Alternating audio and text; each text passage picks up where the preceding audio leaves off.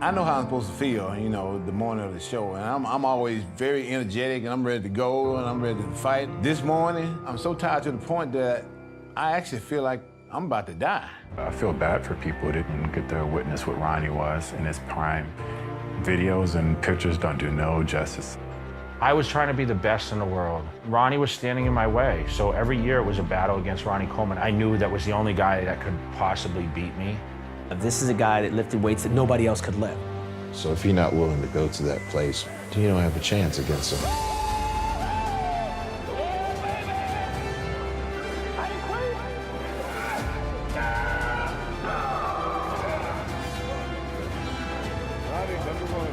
Ronnie, he had a goal in view. He wanted to be the #1 bodybuilder in the world. But of course, eventually, with the massive weights that he was lifting, those discs can many, many times pay a pretty heavy price.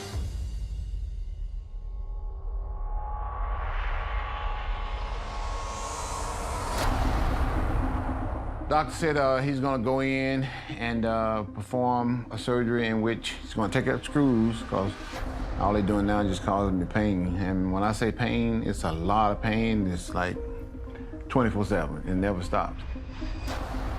I won't lie, I cried the first time, and especially when the hips went, and I mean, he had to use a walker and all that. That was tough for me. He's still working out on it. I don't think he'll ever stop. It's probably not the best thing, but for his overall well-being, I think he needs to. They're called oxycodone. They 30 milligrams. I take about 4, sometimes 5 a day, every single day. This is the highest potency you can get. Now, I've been taking steroids for 25 years. I started when I was 18. The reason I started was I was a competitive bodybuilder, and I was willing to do whatever it takes to reach my goal. This is not making me look good right here, what I'm saying, but I'm just being honest and I'm being straight and I'm telling people the truth. I'm not telling people to take steroids. I'm not recommending it. In fact, I don't think it's a very good fucking idea to take steroids, you know? If you can stay natural for as long as you can, that's the way to go. You stay natural your whole life, that's the way to go. And my opinion is you should stay natural as long as you can. If I wasn't a professional bodybuilder,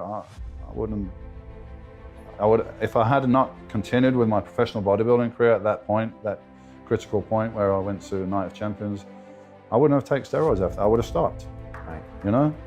And also there's a psychological side to it, psychological addiction perhaps to steroids. It may be more than psychological, maybe it's slightly physical as well. But a lot of people get into this sport because of insecurity, because they don't feel good, and then they want to build up, to feel stronger, to feel more powerful. And, you know, steroids will allow you to take that to the next level, you know? So if your whole importance of self is built up in how big and muscular you are, you're never going to want to stop taking those steroids, because you're going to lose that when you can't, it's not, you know, you can't keep that level of development when you stop taking those hormones. You will come down to a degree. So, and there's going to be a crash. There's going to be a physical crash. There's going to be a mental crash. All those things you need to, you know, before you step on that merry-go-round, you need to think about those things. You tried them, and they worked. I tried them, and god damn. Oh man, they worked. I had fucking super veiny, ass was so fucking hard. I tried to put the needle in my ass and fucking bent. The fucking needle bent. My ass was that fucking hard. And they'll hear that, and that will be the end of it. And those kids will rush out, and they'll fucking want to try to get them some of this, because they will not hear that it made me fucking insane. They won't hear that part. They will not hear that I want to murder fucking people at a stoplight for looking in my fucking car too long. They won't hear that part. They won't hear that at the time I was married, and my wife that I was married to was 5 fucking minutes late getting home. They won't hear that I was pacing up and down the fucking driveway, waiting for her to get to that house so I could fucking kill her. They won't fucking hear that part. If you weren't a bodybuilder and you, or competitive bodybuilder, and you're just training at the gym, yeah, no. No, nonetheless, like, if I had some bad injury and I knew that a certain one like Decadravlin might help the injury recover, something like that, then for that purpose, yes. But for the purpose of just taking them to walk around to look big and that, no, because I've never had a problem, like when I'm not on them, like now, I've never had a problem keeping my size, training, and you know, most guys who I know who do compete in that prefer to be off. We know so many people who just take them all year round, and actually majority of them, there's a few that even Matthew I know, before they took the drugs they looked a lot better. Now they're on them all year round, they look fucking older, their hair looks bad, their skin looks bad, and they're bloated like pufferfish. They actually look worse now they're on them, but yet because they scales are going up 30 odd kilos, they think they're big, when really you just look like shit. That opportunity was presented to me, I took it, and it fucking, you know, it damn it cost me everything. I don't do it because of the experience I had. It fucking made me a fucking loony ass, raving, lunatic, maniac, wanting to kill fucking people, asshole.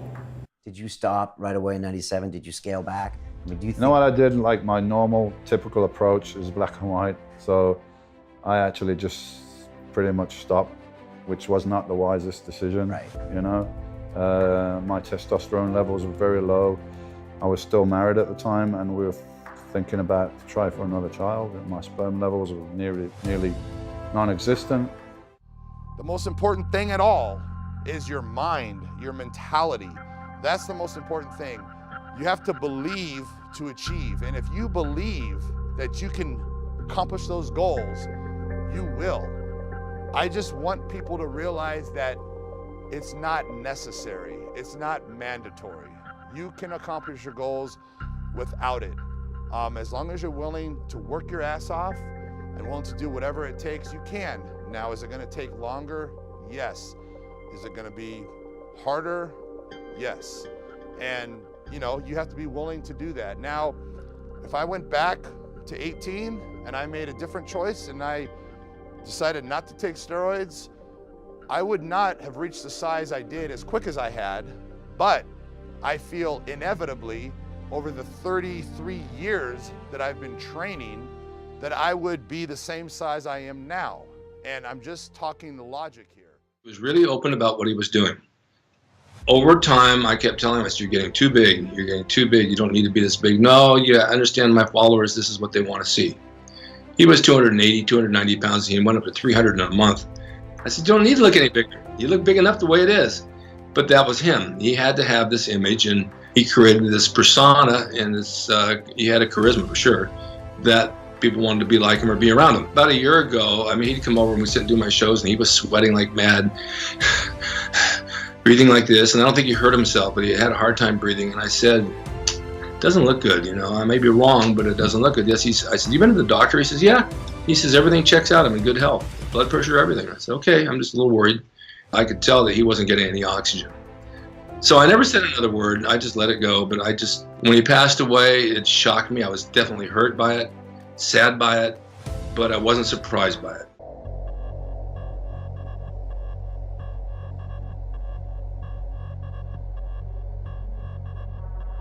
The lifestyle of a bodybuilder is a very Spartan lifestyle.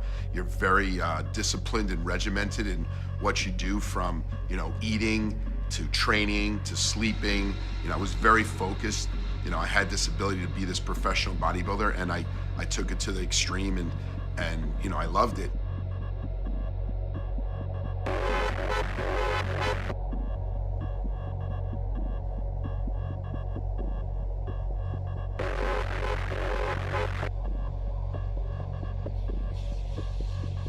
He said, hey man, how am I looking today? Well, you're looking a little bit flat. Flat, well, let's go back and take a look at the protein in the carb, particularly the carbs. Oh man, I know what. I had 100 less carbs today than I had yesterday. No wonder I'm flat. Okay, let's put them back in and see what happens tomorrow.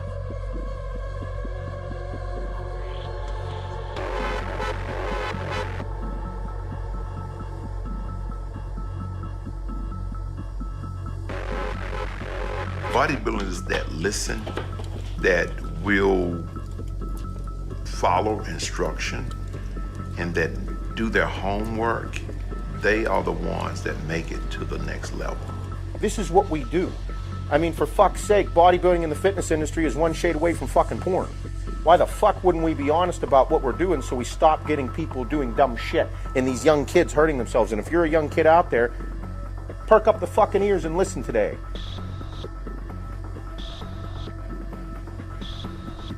This is a sport that's probably the most selfish of all sports. It requires 100% dedication and focus.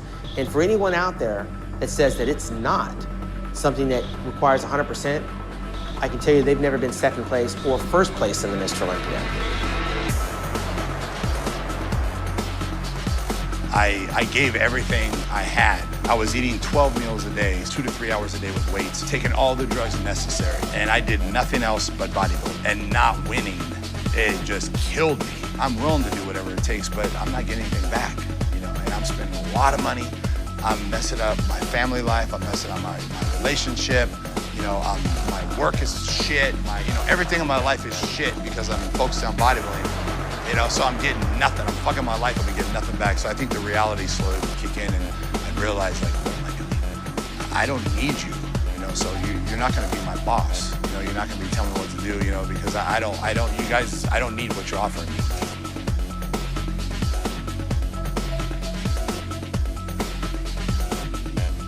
The problem with most of you out there is that you are judgmental fucks.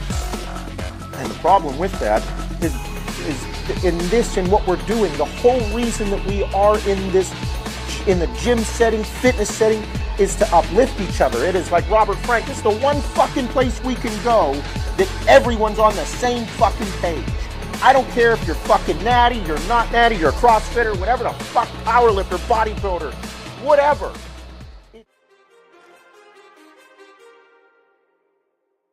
Too many thoughts on my mind, I can't sleep at night, so I just keep writing.